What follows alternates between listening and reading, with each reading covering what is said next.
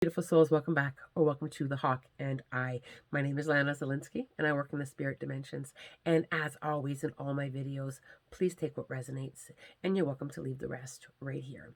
I'm talking today about the spiritual practice of cord cutting, unhooking ourselves from draining emotional energy that no longer serves us, freeing us in a new way of letting go. Healing and moving forward, there are so many amazing spiritual practices, and cord cutting is one of my favorite. The reason I like to cord cut is I like to deal with things that no longer serve my highest good, or feelings, or emotional attachments. In Buddhist teaching, attachment is the root to all evil. And cord cutting kind of plays into that. It cuts the attachment that we have.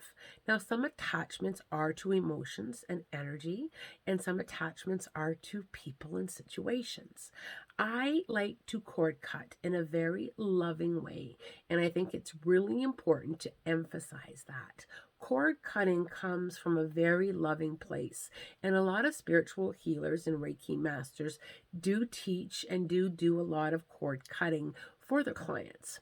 I like to teach cord cutting because I really believe that it's something that we can all do on our own at several different times of the day if need be, or to kind of release ourselves from situations and emotions and feelings that we've been holding on to. Now, the cord cutting practice does not remove the loving bond between people, and you can just cut specific cords that you have in relationships that attach you to people. Now, for example, you may be in a great relationship or have an amazing friendship overall, but there may be some attachment issues or some feelings or some past experiences that you're still holding on to. Now, what I like to do for my cord cutting, and I'll start with some small examples, and then I will give a few deeper ones. So, with some small examples on cord cutting, let's say I'm in a relationship or I have a friendship, and there is a issue between the two of us with, let's say, resentment or jealousy. What I will simply do is I will bring that emotion or that feeling or that attachment into my awareness. And because I am very visual, I like to physically do things. What I will do is I will call forward Archangel Michael to stand beside me. And why do I use Archangel Michael? Well, number one, he is a huge protector and he carries a big sword. And what I will do is I will tie a piece of string around my waist, and I will attach the string to a doorknob. And what I will do is, with love, I will bring the energy of the attachment into my awareness. And with the help of Archangel Michael, I will get a pair of scissors or a knife, and I will cut the cord or the rope or the string that I've used around my waist, and I will simply, with love, free that emotion or that attachment that's connecting me to that person's vibration or that person's thought process or that person's issue with love. I always do it in such a loving way. So it's just a random statement. It's not connected to anybody, but I'll just say, Sam, I free you of this feeling towards me with love. And I ask Archangel Michael to help me cut the connection between us. Now, what happens when we do this is we are giving ourselves permission to move forward from those feelings. It's also very empowering. And you can also do it for a thought that you have or an attachment that you have. I am going to sever the attachment to a specific need or a specific emotion, allowing it to go with love and with light.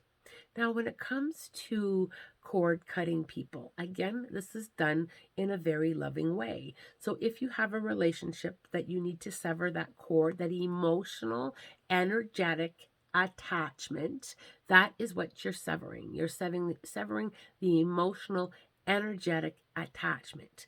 Energy is very, very powerful, and I've talked about that in previous videos.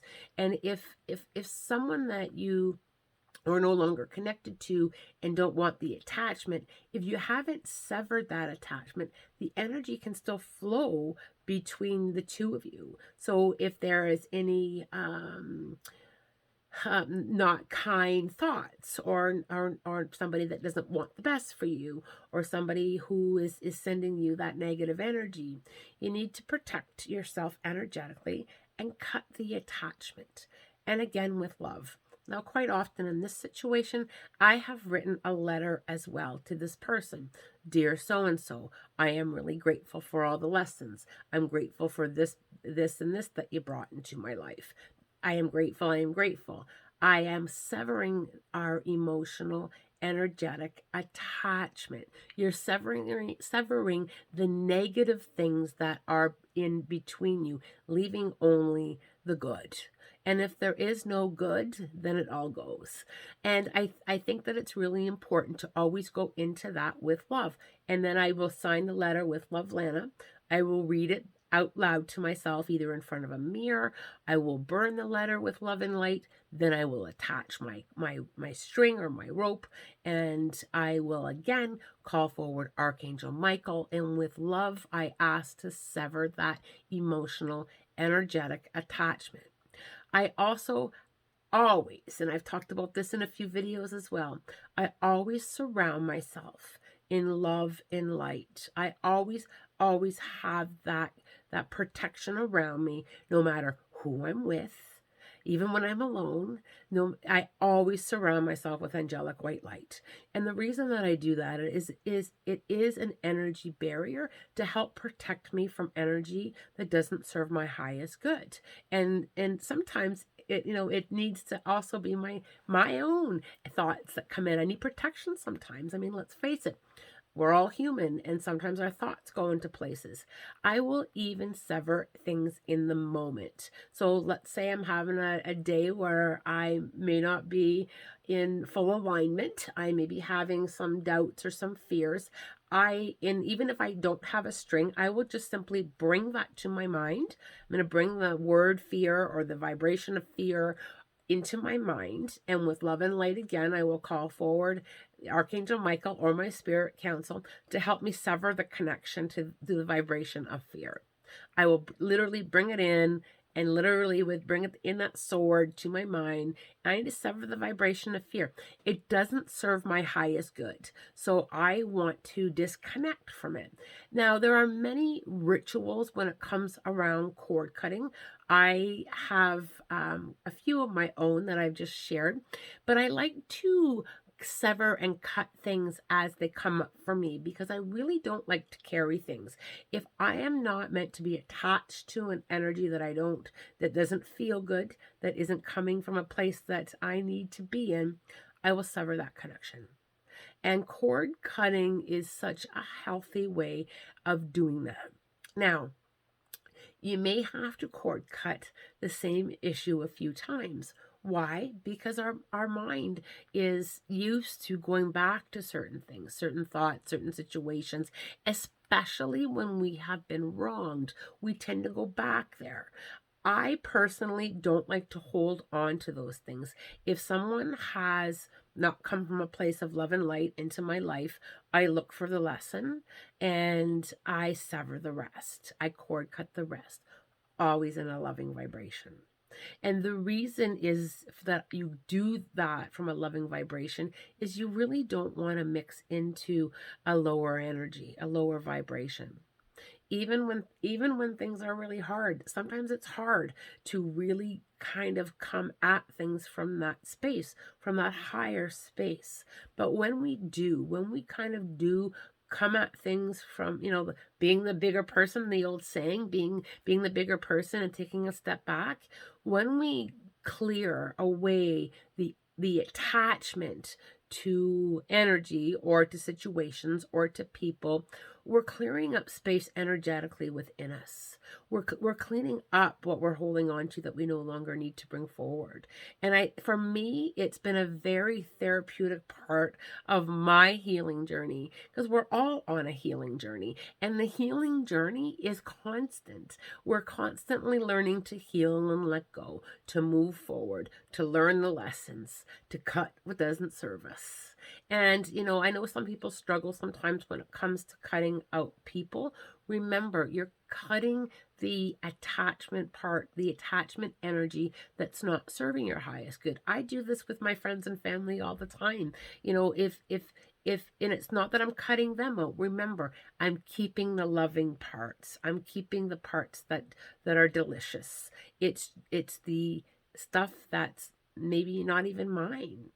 It can be that not even mine. It's just taking up energetic space.